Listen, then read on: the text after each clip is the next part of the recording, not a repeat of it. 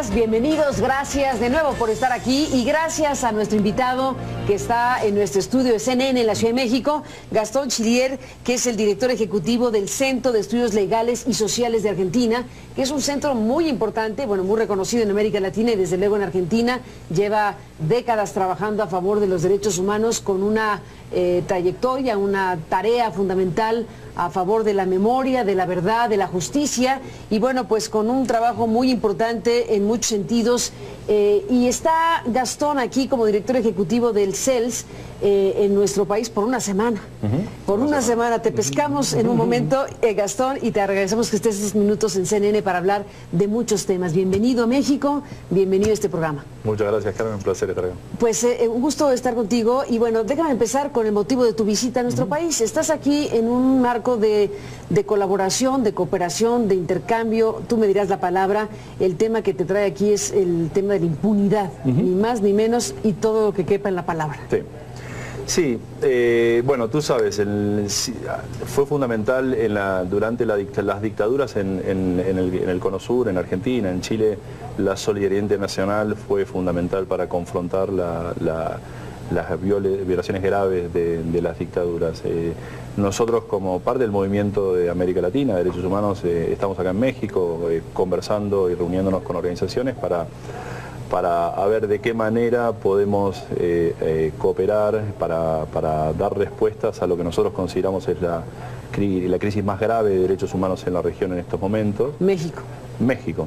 ¿No hay duda? No hay ninguna duda. ¿Cuál es el diagnóstico? Bueno, digo, déjame preguntártelo, sí, claro, obligado y casi obvio, pero el diagnóstico. No, el diagnóstico, si uno mira las cifras en los últimos años, los últimos 10 años, de casi 30.000 desaparecidos, 28.000 desaparecidos, más de 150.000 muertos, asesinatos, torturas sistemáticas, diagnósticos que no son inventados, digamos, o sea que los ha dado distintas organizaciones de Naciones Unidas, de la Comisión Interamericana, déjame darte 3 casos distintos, digamos, ¿no? En los últimos 2 años.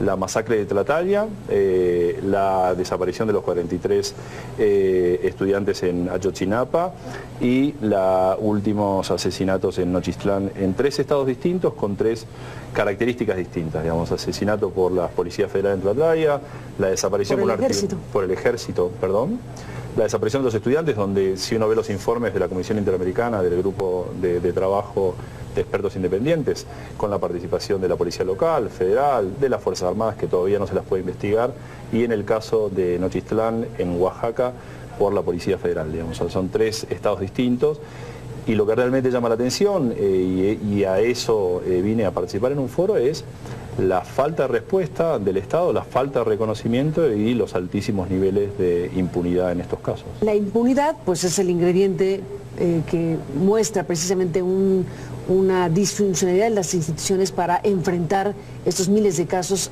en procesos de justicia. ¿Y qué hacer? Bueno, justamente lo que es característico además en el caso mexicano, digo, a diferencia de nuestras dictaduras, a diferencia de los conflictos armados en Centroamérica en los 80, en México actualmente rige un sistema democrático con todas sus imperfecciones. Asegúnese.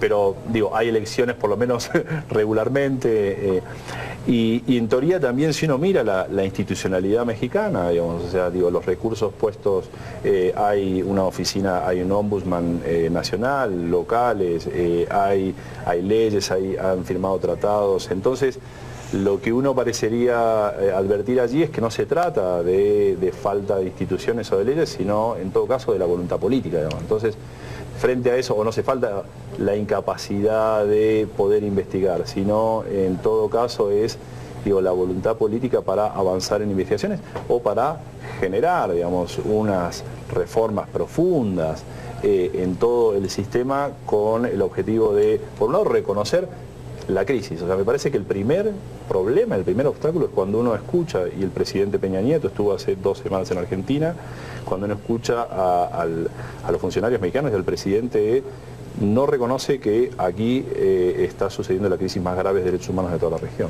Sí, no, desde luego no hay en el discurso oficial ese reconocimiento de una cosa que, como bien dijiste, en informes, relatorías y realidades presentes está más que contundente. Peña Nieto en Argentina con Macri. ¿Qué pasó en esa visita? Me parece que hubo mucha afinidad en esa visita y de hecho las declaraciones del presidente Macri posteriormente fueron que estuvieron hablando y coincidían en, por ejemplo, digamos, una de las prioridades es la lucha contra el narcotráfico. De hecho sabemos que se han firmado acuerdos en ese sentido. Y ¿acuerdos de qué tipo? Acuerdos de cooperación. Digo, creo que en estos días hubo un acuerdo de cooperación donde el Estado mexicano, digamos, o sea, a vos te va a parecer un chiste, pero el Estado mexicano va a cooperar y va a poner inclusive plata para investigaciones sobre las ramificaciones de algunos de los carteles mexicanos en Argentina. Digamos. Oye, esta es una noticia, ¿eh? Eso, o sea, un acuerdo México-Argentina con plata mexicana y el know-how mexicano para investigar allá lo que aquí no se logra dilucidar. Lo que pareciera es más una estrategia del Estado mexicano, del gobierno mexicano, de blindarse hacia afuera y de, en vez de hablar de las crisis de derechos humanos, estar exportando un modelo que acá claramente no solo no ha funcionado y no ha sido eficaz, sino que el costo en violaciones graves a derechos humanos ha sido tremendo y es la crisis de la que estamos hablando. Y en ese sentido hay un aspecto que a nosotros particularmente nos preocupa en Argentina, que es y que este gobierno, y en varios discursos del presidente Macri lo ha mencionado, es la posibilidad de la intervención de los militares en una lucha contra el narcotráfico, que si uno mira acá, digamos, o sea, el punto de inflexión en la crisis es justamente cuando el presidente Calderón en el 2006 le declara la guerra al narcotráfico y las cifras de muertes, desapariciones y torturas se disparan. Entonces, en Argentina hay una prohibición legal de que las Fuerzas Armadas participen en seguridad interior justamente por el pasado. Prohibición legal. Legal. Hay 3 leyes de seguridad interior, de defensa y de inteligencia que prohíben a las Fuerzas Armadas en participar en seguridad interior justamente por el pasado que habían tenido en la intervención de la última dictadura militar y muchas otras. Pero a ver, estamos ahora en 2016 con un presidente recién llegado, más o menos el señor Macri, que está comprando la idea del modelo mexicano, o lo que tú me decías antes de que entramos en esta grabación, el antimodelo mexicano. ¿Está Macri pretendiendo militarizar la lucha contra el narco? A jugar por sus declaraciones sí, pero y lo ha dicho en ese sentido y ha dicho en varios discursos hace 2 semanas que las Fuerzas Armadas tenían que ser parte de las 3 prioridades de su gobierno, que son la lucha contra el narcotráfico, la pobreza y el diálogo entre los argentinos y muchas otras declaraciones. Las Fuerzas Armadas. ¿Incluyendo el diálogo con los argentinos? Incluyendo el diálogo con los argentinos, que no está claro. Pero por otro lado, en el mes de enero, mediante un decreto, el gobierno nacional declaró la emergencia, la seguridad en Argentina, con un diagnóstico sobre que el principal problema era el narcotráfico, pero con más adjetivos que informes puros. Y lo que hace ese decreto es justamente autorizar a la Fuerza Aérea a derribar aviones de los cuales se sospeche que están participando en actividades de narcotráfico, cuando ya se ha demostrado también el problema que puede tener en términos de equivocaciones, como sucedió en Perú y en otros países. Entonces, parecería de que hay señales del gobierno argentino, el presidente Macri, que cree que este antimodelo puede ser la solución, digamos. O sea, hay falta de diagnóstico por un lado, y lo que sí está claro de que el modelo mexicano puede servir es el problema de que no ha sido eficaz y que ha tenido un costo enorme en vidas, en violaciones a derechos humanos. Y en ese sentido me parece que a nosotros nos interesa venir a México para, por un lado, apoyar a las organizaciones, pero también para diagnosticar y advertir que este modelo no puede ser exportado a otros países de la región. Gastón, permíteme hacer una pausa y regresemos en esta conversación porque sobre el tema del narcotráfico, Argentina, México, bueno, hay información de que ha crecido bastante la presencia de narco mexicano en Argentina y bueno, esa combinación ciertamente entre los 2 países es un asunto importante que probablemente esté justificando estas alianzas o estos convenios México-Argentina, desde luego. Después de la pausa, hablemos de ello un momento más.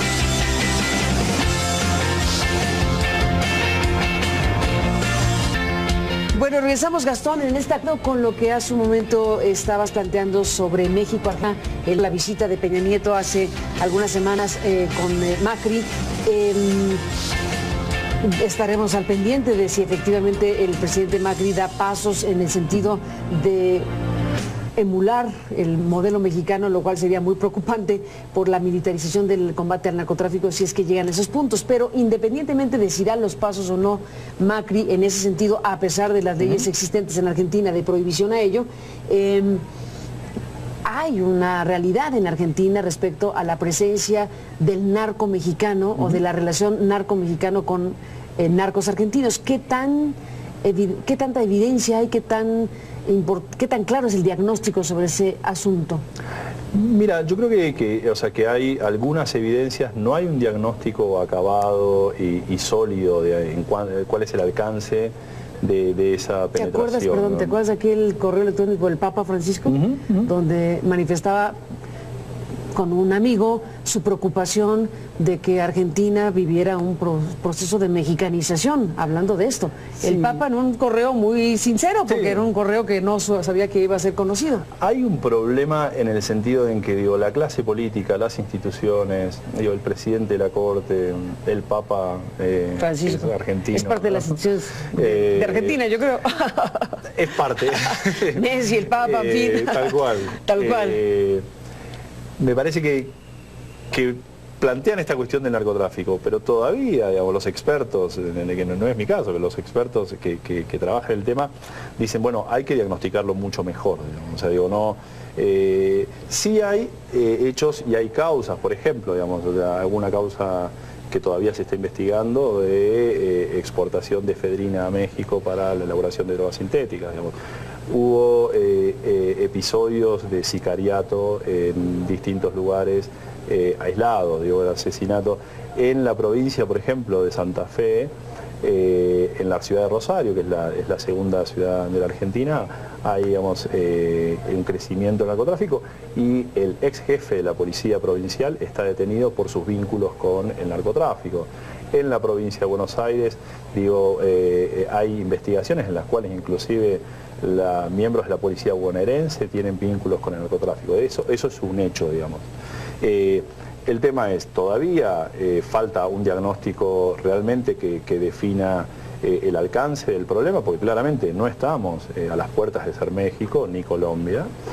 Y por otro lado son las respuestas, porque si uno mira a México, justamente lo que yo escucho, lo que hablo, lo que leo es la militarización no solo ha incrementado los niveles de violencia, sino que ha desprofesionalizado o no ha profesionalizado los mecanismos de investigación, las fuerzas de seguridad e inteligencia para combatir al narcotráfico. Me parece que hace falta mucho más inteligencia que fuerza y en ese sentido las organizaciones de derechos humanos desde la perspectiva que nos interesa, que es ojo con las respuestas, porque si uno mira México, si uno mira Colombia, lo que vamos a tener son los mismos niveles o un aumento del narcotráfico, de la producción de drogas, del transporte de drogas y un costo altísimo en violaciones a derechos humanos.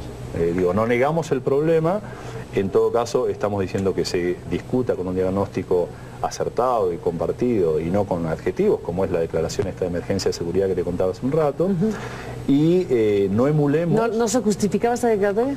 No, si uno mira... Sí, porque si el Estado de Argentina declara eso, es que uno dice, caray, ¿qué está pasando ahí? Los índices de homicidio de Argentina siguen en los mismos niveles de 7 cada 100.000 habitantes que tenemos históricamente en los últimos años. Entonces, no es que se ha disparado aquí en los últimos 10 años, debe ser 20, son los mismos. No me parece, no minimizo el problema son las respuestas y justamente algo que nosotros, creo que hay mucho de demagogia también, de decirle a la sociedad que nos estamos ocupando o que acá hay un problema grave. El problema son las respuestas demagógicas, que nosotros decimos la demagogia punitiva. La única respuesta, como ha demostrado el paradigma prohibicionista de los últimos 50 años, es el prohibicionismo, es prohibir, es la fuerza del Estado, son las fuerzas de seguridad no profesionalizadas y en ese sentido me parece que es el mal camino. Sí, todo un debate sobre el tema del prohibicionismo, ya se sabe, es mundial tema y bueno, vamos a ver qué va haciendo el mundo con el asunto. En lo que eso ocurre, bueno, estamos viendo a los países, a los gobiernos, a las sociedades enfrentar este fenómeno y bueno, vamos perdiendo la batalla para efectos prácticos en términos de resultados y México es un caso tristemente ejemplar. En el caso de Argentina, bueno, pues tú dices, estamos en una dimensión distinta, pero hay una problemática seria en ese sentido. Gastón, déjame detener en otros temas porque no puedo no preguntarte, hablando de Argentina, hablando del perfil de este Centro de Estudios Legales y Sociales que tú diriges de manera ejecutiva y que han dado una batalla muy fuerte por la memoria, por la justicia, contra las dictaduras, etcétera. Hay un capítulo reciente que sorprende mucho por la manera en que se está llevando a cabo el tema de la investigación que ya lleva un tiempo en torno a la administración de los recursos de las abuelas de la Plaza de Mayo. De las madres. De las madres. Las abuelas es una organización y de las madres. La Asociación de Madres, que es una de las dos asociaciones. Exactamente, en este caso de las madres de Plaza de Mayo, que está encabezada por esta mujer histórica, emblemática, Eve de Bonafini, que en un punto de la historia hay un juez que determina una orden de arresto para que vaya a declarar. Y eso es una cosa muy fuerte en torno a una mujer como ella, una mujer de edad avanzada, etcétera, pero más allá de su edad, estamos hablando de una mujer que es un emblema en América Latina. Después de la pausa, cuéntanos eso. ¿Cómo está esa historia? Volvemos en esta parte.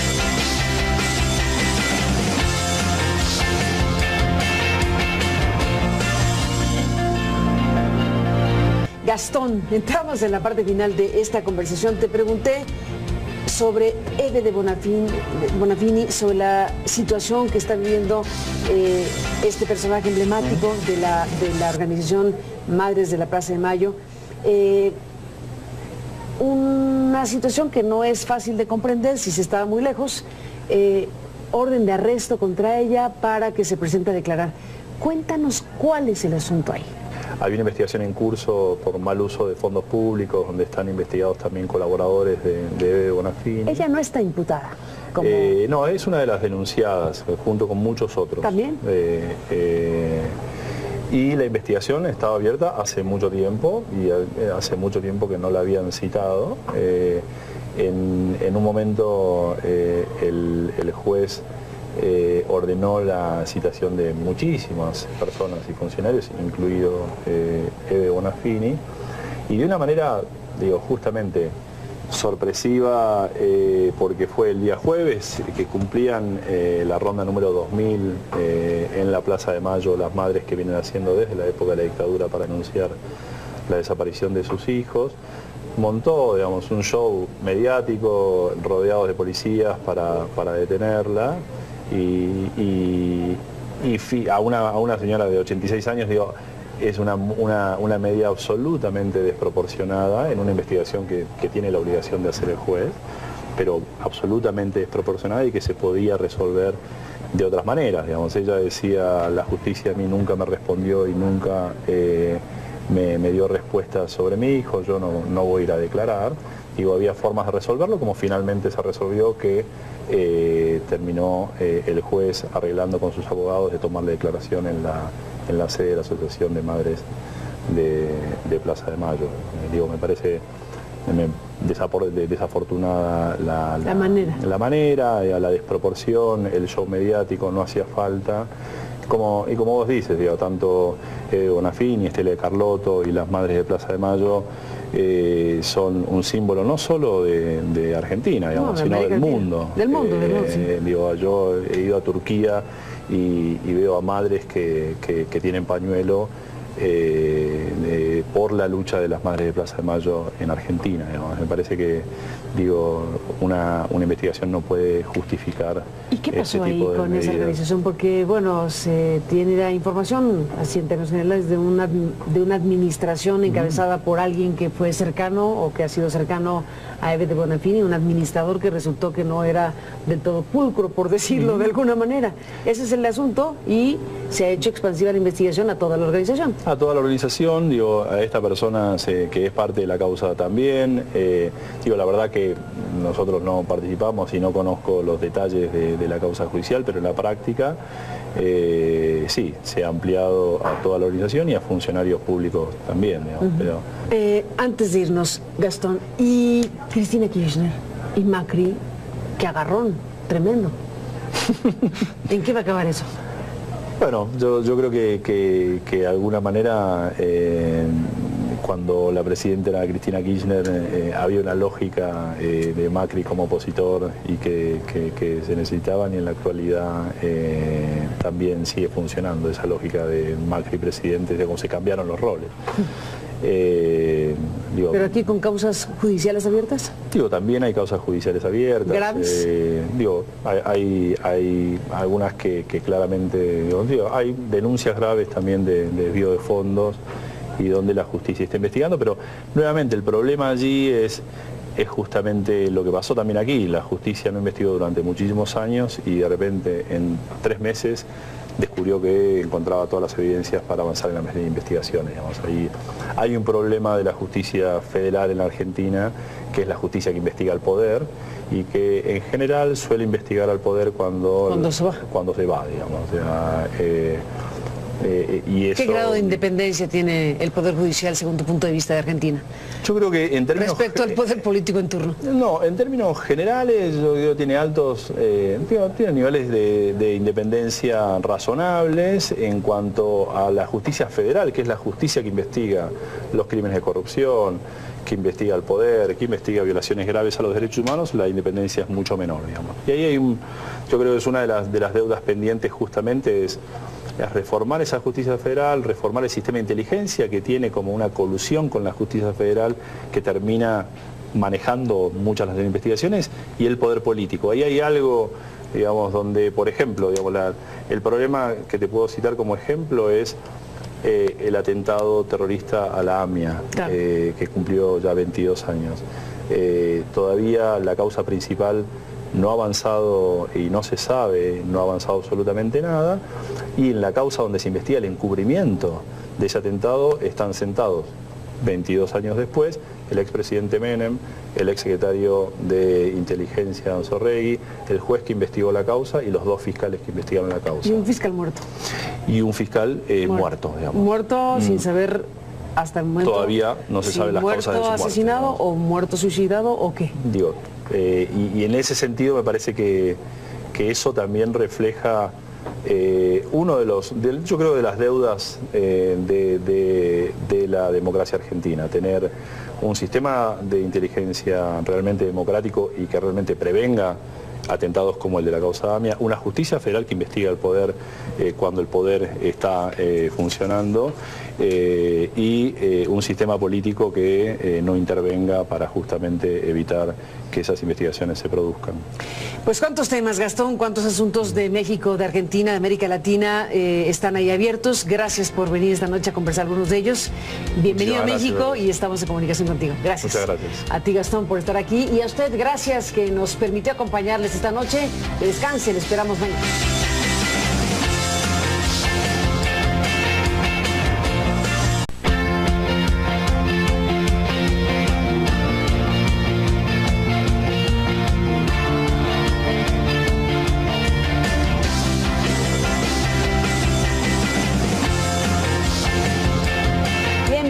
Bienvenidos, gracias de nuevo por estar aquí y gracias a nuestro invitado que está en nuestro estudio de CNN en la Ciudad de México, Gastón Chilier, que es el director ejecutivo del Centro de Estudios Legales y Sociales de Argentina, que es un centro muy importante, bueno, muy reconocido en América Latina y desde luego en Argentina.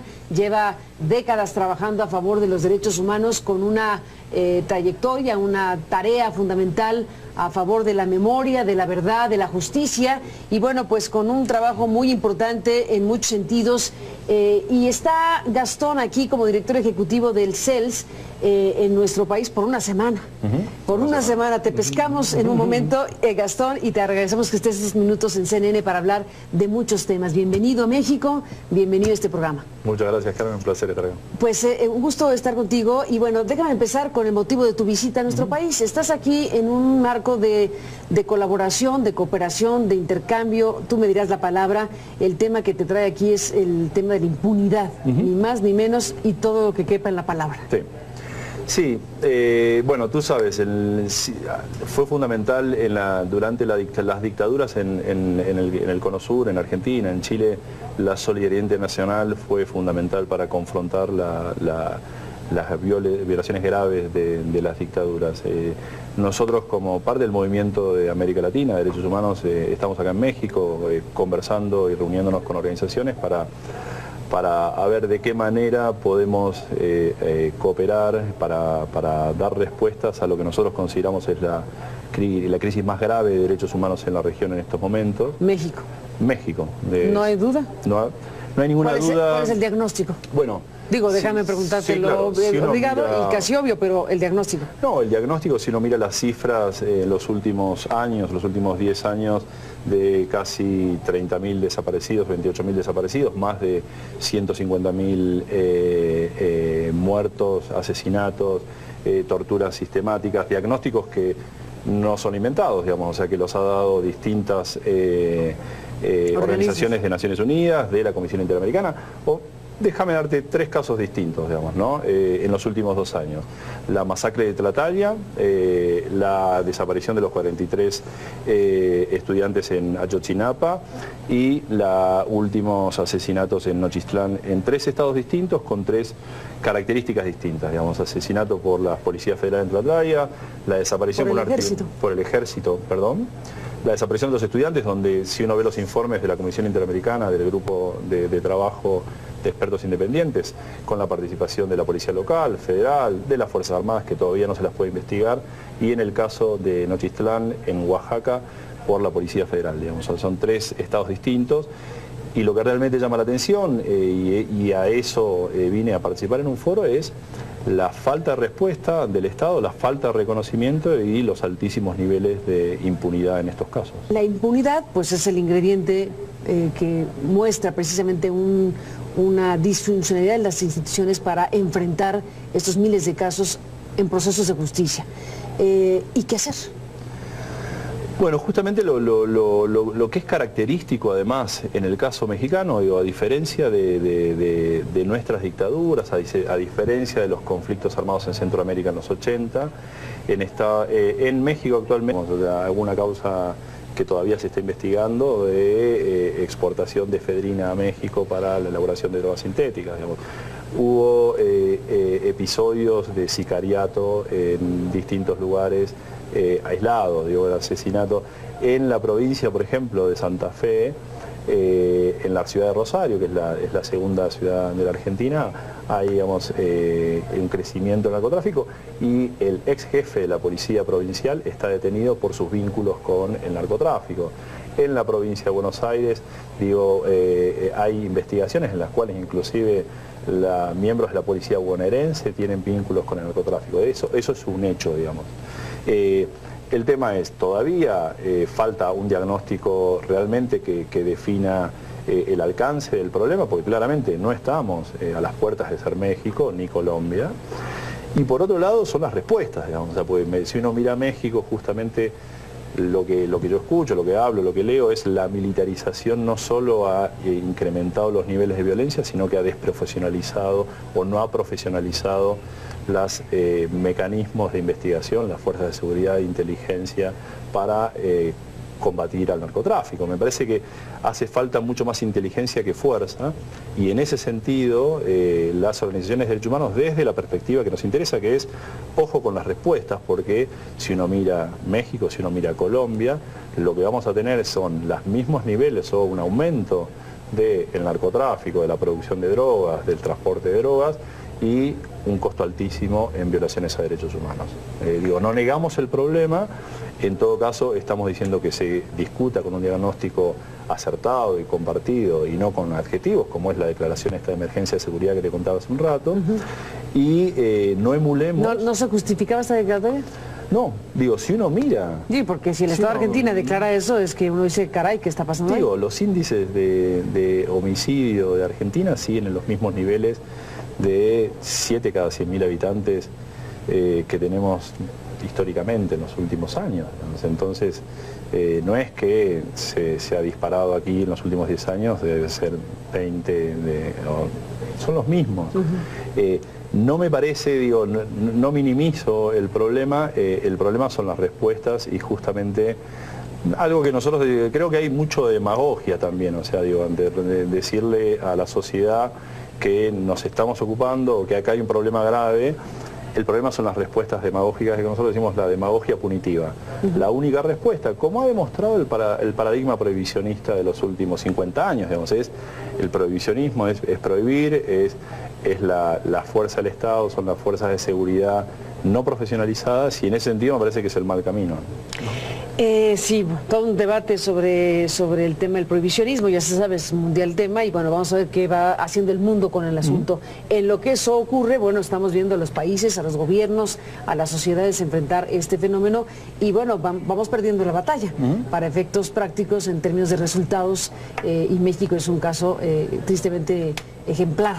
En el caso de Argentina, bueno, pues tú dices, estamos en una dimensión distinta, pero hay una problemática seria en ese sentido. Gastón, déjame detener en otros temas porque no puedo no preguntarte, hablando de Argentina, hablando del perfil de este Centro de Estudios Legales y Sociales que tú diriges de manera ejecutiva y que han dado una batalla muy fuerte por la memoria, por la justicia, contra las dictaduras, etcétera.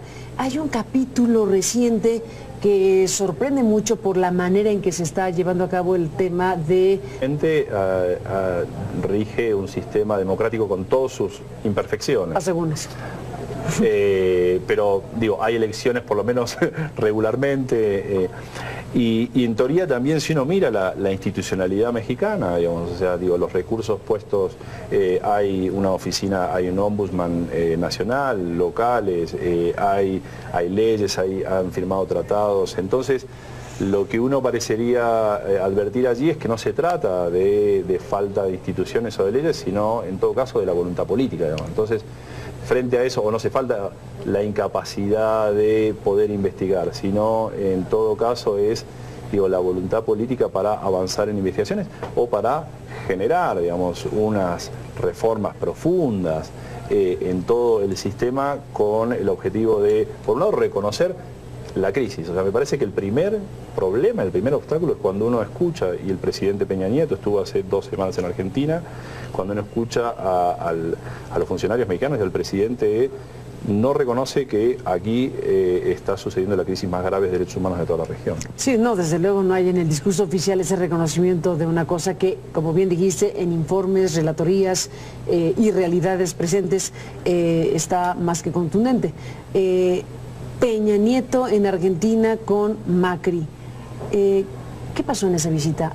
Me parece que hubo mucha afinidad en esa visita y de hecho las declaraciones del presidente Macri posteriormente fueron que estuvieron hablando y coincidían en, por ejemplo, digamos, una de las prioridades es la lucha contra el narcotráfico. De hecho sabemos que se han firmado acuerdos en ese sentido. Y ¿acuerdos de qué tipo? Acuerdos de cooperación. Digo, creo que en estos días hubo un acuerdo de cooperación donde el Estado mexicano, digamos, o sea, a vos te va a parecer un chiste, pero el Estado mexicano va a cooperar y va a poner inclusive plata para investigaciones sobre las ramificaciones de algunos de los carteles mexicanos en Argentina. Digamos. Oye, nos das una noticia, ¿eh? Eso... O sea, un acuerdo México-Argentina con plata mexicana y el know-how mexicano para investigar allá lo que aquí no se logra dilucidar. Lo que pareciera es más una estrategia del Estado mexicano, del gobierno mexicano, de blindarse hacia afuera y de, en vez de hablar de las crisis de derechos humanos, estar exportando un modelo que acá claramente no solo no ha funcionado y no ha sido eficaz, sino que el costo en violaciones graves a derechos humanos ha sido tremendo y es la crisis de la que estamos hablando. Y en ese sentido... hay un aspecto que a nosotros particularmente nos preocupa en Argentina, que es y que este gobierno, y en varios discursos del presidente Macri lo ha mencionado, es la posibilidad de la intervención de los militares en una lucha contra el narcotráfico que si uno mira acá, digamos, o sea, el punto de inflexión en la crisis es justamente cuando el presidente Calderón en el 2006 le declara la guerra al narcotráfico y las cifras de muertes, desapariciones y torturas se disparan. Entonces, en Argentina hay una prohibición legal de que las Fuerzas Armadas participen en seguridad interior justamente por el pasado. Prohibición legal. Hay 3 leyes de seguridad interior, de defensa y de inteligencia que prohíben a las Fuerzas Armadas en participar en seguridad interior justamente por el pasado que habían tenido en la intervención de la última dictadura militar y muchas otras. Pero a ver, estamos ahora en 2016 con un presidente recién llegado, más o menos el señor Macri, que está comprando la idea del modelo mexicano, o lo que tú me decías antes de que entramos en esta grabación, el antimodelo mexicano. ¿Está Macri pretendiendo militarizar la lucha contra el narco? A jugar por sus declaraciones sí, pero y lo ha dicho en ese sentido y ha dicho en varios discursos hace 2 semanas que las Fuerzas Armadas tenían que ser parte de las 3. La investigación que ya lleva un tiempo en torno a la administración de los recursos de las abuelas de la Plaza de Mayo.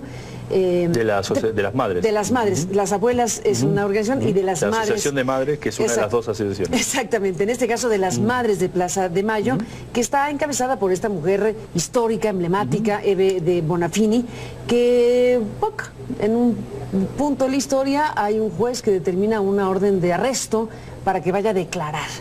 Y eso es una cosa muy fuerte en torno a una mujer como ella, una mujer de edad avanzada, etcétera, pero más allá de su edad, estamos hablando de una mujer que es un emblema en América Latina. Después de la pausa, cuéntanos eso. ¿Cómo está esa historia? Volvemos en esta parte.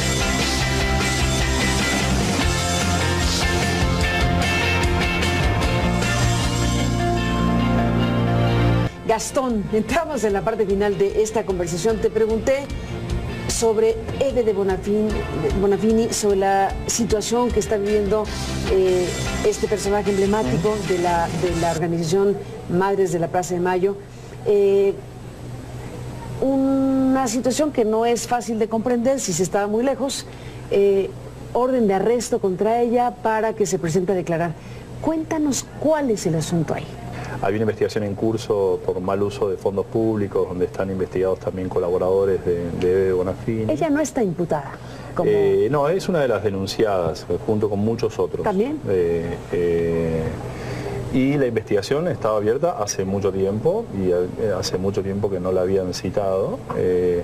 En un momento el juez ordenó la citación de muchísimas personas y funcionarios, incluido Eve Bonafini, y de una manera, justamente sorpresiva, porque fue el día jueves que cumplían la ronda número 2000 en la Plaza de Mayo, las madres que vienen haciendo desde la época de la dictadura para anunciar la desaparición de sus hijos.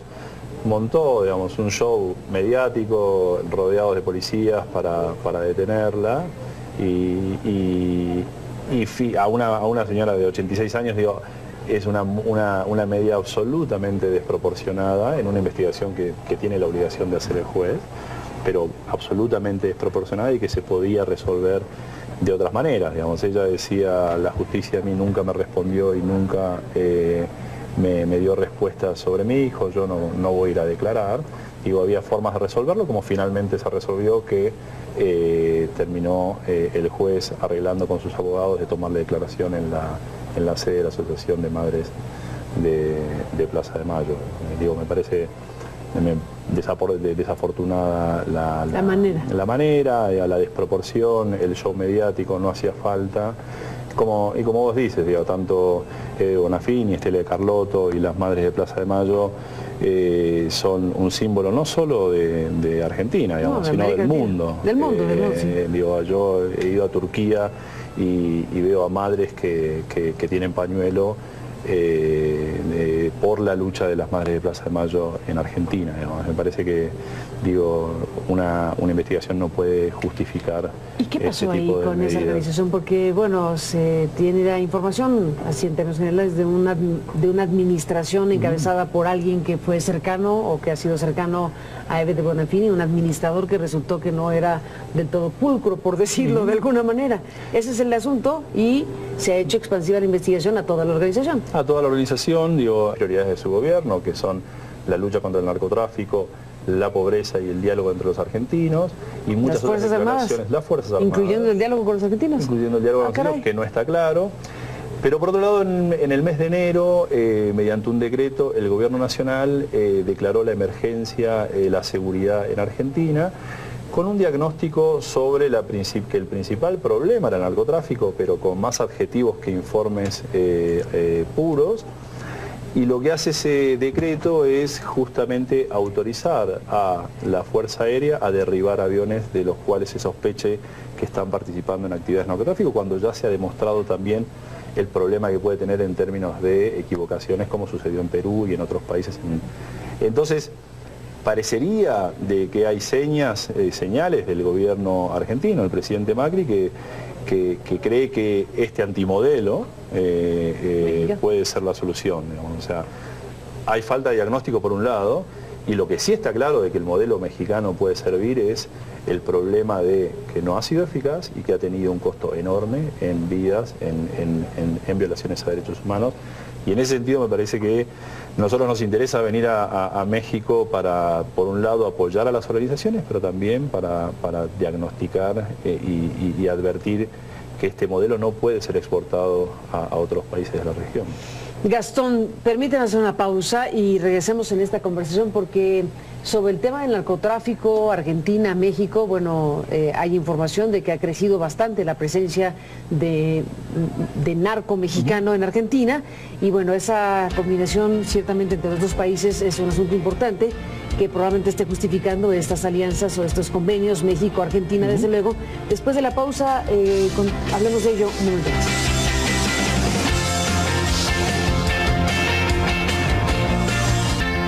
Bueno, regresamos, Gastón, en este acto con lo que hace un momento estabas planteando sobre México, en la visita de Peña Nieto hace algunas semanas con Macri.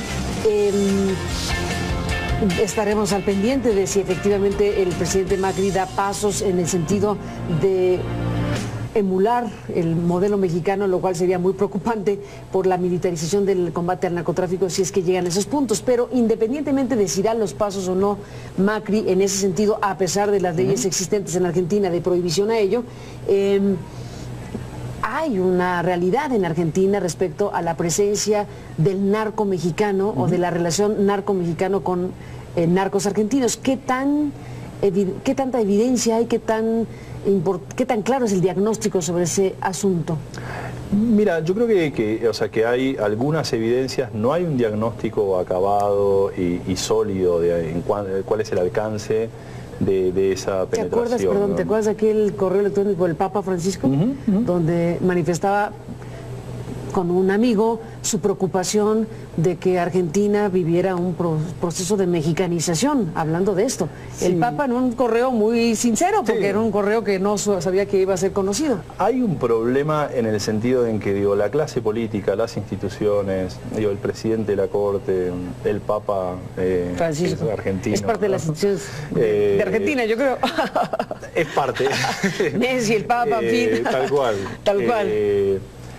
Me parece que plantean esta cuestión del narcotráfico, pero todavía, digamos, los expertos, que no es mi caso, pero los expertos que trabajan el tema dicen, bueno, hay que diagnosticarlo mucho mejor, digamos. O sea, digo, no, sí hay hechos y hay causas, por ejemplo, digamos,